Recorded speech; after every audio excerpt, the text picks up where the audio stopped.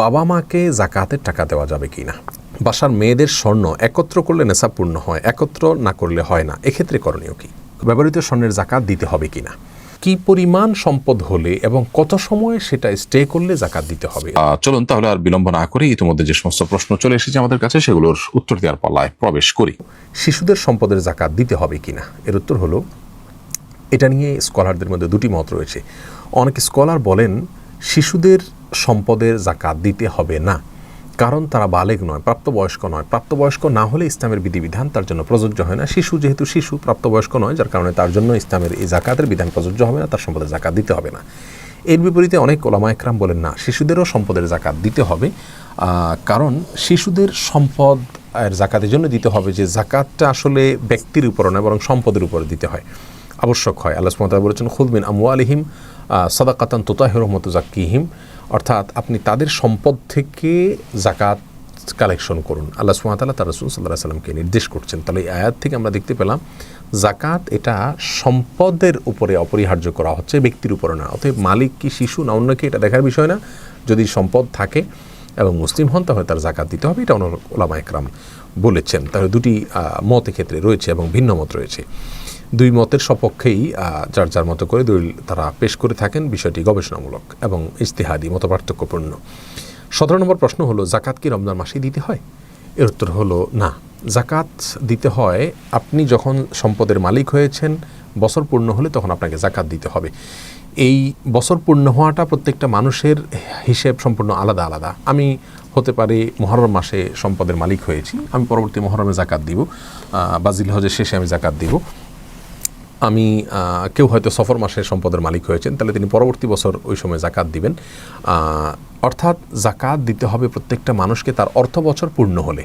জাকাতের সাথে অর্থ বছরের পূর্ণতার সম্পর্ক, রমজানের সম্পর্ক না। আমাদের দেশে ম্যাক্সিমাম মানুষ মনে করেন যে রমজান আসলে জাকাত দিতে হয় না, আপনার বছর যখন পূর্ণ হবে তখন আপনি জাকাত দিতে হবে। হ্যাঁ, রমজানে আপনি দিলেন, অর্থাৎ রমজানের 1 মাস পরে 2 মাস পরে জাকাত আসবে, আপনি আগেই জাকাত দিয়ে দিলেন, সেটা আপনি করতে পারেন, ভিন্ন কথা। কিন্তু বিলম্ব করা উচিত নয়। অর্থাৎ রমজানের 2 মাস আগে আপনার জাকাত আবশ্যক হয়ে গেছে, আপনি অপেক্ষা করছেন রমজান আসলে তখন দিবেন। এই যে 2 মাস বিলম্ব করলেন, এটা অনুচিত। বরং যখন ফরজ হয়ে গেছে তখনই আপনি জাকাত আদায় করবেন, রমজানের সাধারণ দান করবেন। 18 নম্বর প্রশ্ন হলো, জাকাত অগ্রিম দেওয়া যায় কিনা? এর উত্তর হলো হ্যাঁ, জাকাত অগ্রিম দেওয়া যায়। কথার কথা, আগামী 2 মাস পরে আমার জাকাতের দেওয়ার জন্য বছর পূর্ণ হবে, কিন্তু আমি 2 মাস আগেই হয়তো অভাবী লোক পেয়েছি, এখন দেওয়া দরকার, তাহলে আমি জাকাত দিয়ে দিব, সেটা হিসাব রাখবো। 2 মাস পর আমার যখন বছর পূর্ণ হবে, যখন আমি জাকাতের হিসাব করব, আগে যেটা জাকাত দিয়েছি আমি অ্যাডজাস্ট করতে পারবো। কথার কথা, আমি 10,000 টাকা আগে দিয়ে রেখেছি, এখন 2 মাস পরে দেখা গেলো যে আমার 12,000 টাকা জাকাত আসছে, তাহলে বাকি 2,000 আর দিয়ে দিলে হয়ে যাবে। অথবা 2,000 হয়তো আমার কম আছে, তাহলে সেক্ষেত্রে সেটাকে আমরা 8,000 টাকা আমার জাকাত আসলো, আমি 10,000 দিয়ে দিয়েছি, তাহলে আমার 2,000 অগ্রিম দেওয়া থাকলো জাকাত। তো জাকাত অগ্রিম দেওয়া যায়, পরবর্তীতে অ্যাডজাস্ট করা যায়। এরপরে 19 নম্বর প্রশ্ন হলো, জাকাতের টাকা ধীরে ধীরে যাওয়া যাবে কিনা? অনেকে আছেন যে আমার বছর পূর্ণ হয়ে গেছে, জাকাতের টাকাটাকে আমি আলাদা করে রাখলাম, কিন্তু এটাকে আমি আগামী 1 বছর ধরে 6 মাস ধরে কখনো 2,000 5,000 করে করে আমি অভয় মানুষ পেয়ে পেয়ে তারপরে দিচ্ছি, এটা করা যাবে কিনা? এর উত্তর হলো না, এরকম করা উচিত নয়। কারণ জাকাতটা আপনার বছর পূর্ণ হলে দেওয়া আপনার জন্য জরুরি, এটা আপনাকে দিয়েই ফেলতে হবে। আপনি যদি আপনার কাছে এটা রেখে দেন তাহলে কিন্তু জাকাত আদায় হবে না। এমনকি আপনি পৃথক করে রেখে দিয়েছেন আপনারই বাসার কোনো এক জায়গায়, তাহলেও জাকাত আদায় হবে না। এটা গরিবের হাতে পৌঁছার আগ পর্যন্ত আপনার জাকাত আদায় হবে না। যার কারণে জাকাত বছর পূর্ণ হওয়ার পরে আপনি জাকাতের টাকা রেখে দিলেন, সারা বছর ধরে একটু একটু করে দিলেন, এটা করা উচিত নয়।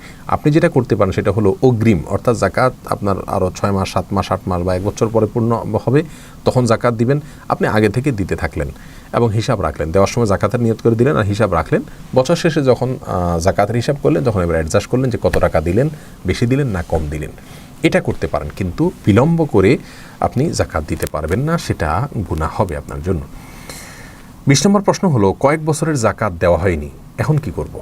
এর উত্তর হলো, তওবা করবেন, আল্লাহর কাছে মাপ চাইবেন এবং পেছনের প্রত্যেক বছরে জাকাত দিতে হবে। ফর এক্সাম্পল 4 বছর 5 বছর ধরে আমি সম্পদের মালিক, কিন্তু আমি জাকাত দিচ্ছি না, এখন বুঝ হয়েছে, তাহলে 4-5 বছরের জাকাত যা এসেছিল সেটা কাউন্ট করে বা অনুমান করে বের করে সেটাকে আমাকে দিয়ে দিতে হবে এখন একসাথে। 21 নম্বর প্রশ্ন হলো, কাউকে না বলে জাকাত দেওয়া যাবে কিনা? উত্তর হলো হ্যাঁ, দেওয়া যাবে। অনেক অভাবী মানুষ আছে, আত্মীয় স্বজন আছে, যাদেরকে জাকাত দিতে গেলে জাকাতের টাকা বললে তারা মনে কষ্ট পাবেন। তাহলে আপনি তাদেরকে জাকাতের টাকা বলে দেওয়ার দরকার নাই, বরং আপনি নিজে দেওয়ার সময় নিয়ত করবেন জাকাত থেকে দিচ্ছেন, কিন্তু তাকে দিলেন যে তুমি খরচ করিও, তাতে জাকাত আদায় হয়ে যাবে। 22 নম্বর প্রশ্ন হলো, স্বর্ণ ও রূপার মধ্যে কোনটাকে নেশাব হিসাবে ধরতে হবে? এর উত্তর হলো, আপনার নগদ টাকা বা ব্যবসার মাল যদি হয় তাহলে সেটা স্বর্ণ বা রূপার যে কোনো একটার সাথে মিলে গেলেই আপনাকে জাকাত দিতে হবে, কারণ দুইটাই হলো মৌলিক। যেহেতু রূপার দাম কম, অতএব রূপার সাথে মিলে যাবে খুব সহজে, সেটাই স্বাভাবিক।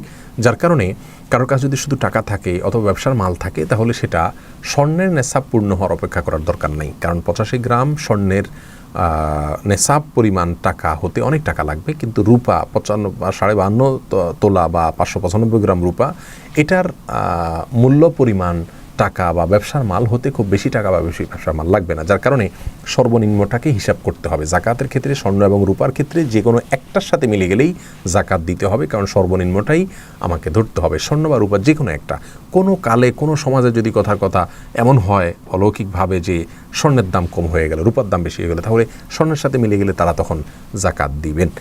তো আমাদেরকে এখন বর্তমানে যেহেতু রূপার দাম কম, দেখতে হবে যে নগদ টাকা অথবা ব্যবসার মাল, এটা যদি এটার যে মূল্য বা ভ্যালু এটা যদি রূপার সমপরিমাণ হয়ে যায় তাহলে আমাকে জাকাত দিতে হবে, স্বর্ণের জন্য আর অপেক্ষা করার দরকার নাই।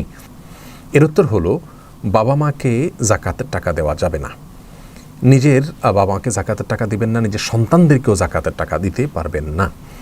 আপনি বাবা মাকে জাকাতের টাকা দিলে তাহলে তাদেরকে ভরণ পোষণ আপনি কোথায় দিচ্ছেন? তাদের জাকাতের টাকা দেওয়ার উপযুক্ত হওয়ার মানে হলো তাদের ভরণ পোষণের ব্যবস্থা নেই। ভরণ পোষণ তো আপনার কর্তব্যের অংশ, আপনি সন্তান হিসাবে, তাহলে আবার জাকাতের টাকা কেন দিবেন? যদিও অনেক ওলামা ইকরাম বাবাকে জাকাতের টাকা দেওয়া যাবে বলে থাকেন, কিন্তু বিশুদ্ধ মত হলো জাকাতের টাকা বাবাকে দিবেন না, কারণ বাবার ভরণ পোষণের দায়িত্ব আপনার উপরে যদি তার কোনো সম্পদ না থাকে। আপনি জাকাত দিচ্ছেন, তার মানে জাকাত দেওয়ার মতো সম্পদ আপনার রয়েছে, তাহলে আপনি জাকাত কেন দিবেন? আপনি তো ভরণ পোষণ দিবেন বাবা মাকে, যার কারণে তাদেরকে জাকাতের টাকা দিতে পারবেন না।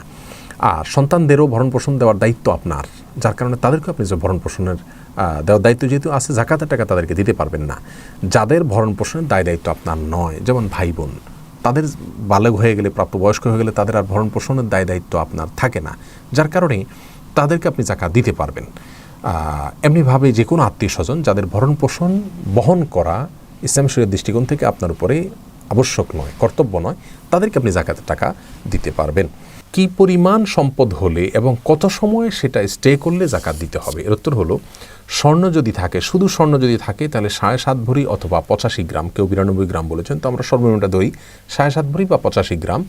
এই পরিমাণ স্বর্ণ অথবা এর বেশি যদি থাকে, তাহলে সবটুকুর যে বিক্রয় মূল্য হবে সেই বিক্রয় মূল্য থেকে 2.5% বের করে এটার জাকাত দিতে হবে।